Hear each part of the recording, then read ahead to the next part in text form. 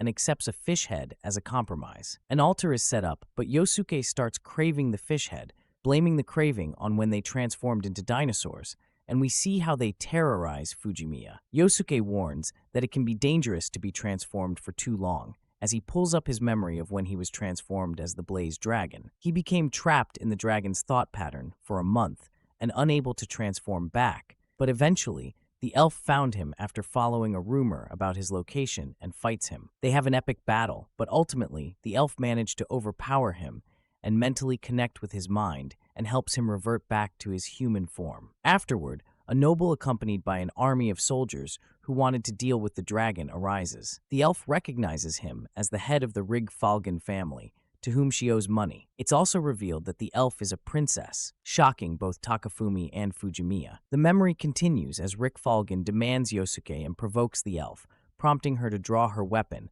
but is stopped because of a magical pact that they made. Rig-Falgen calls the elf foolish for using herself as collateral, but Yosuke wakes up and just destroys the magical restraint, believing he's repaid the debt to her. He tries to leave, but is held back by the elf. With the pact gone, a giant warrior steps up for Rig-Falgen, ready to teach the elf a lesson. But before they can fight, Yosuke gives Rig-Falgen a ring to help pay off the elf's debt.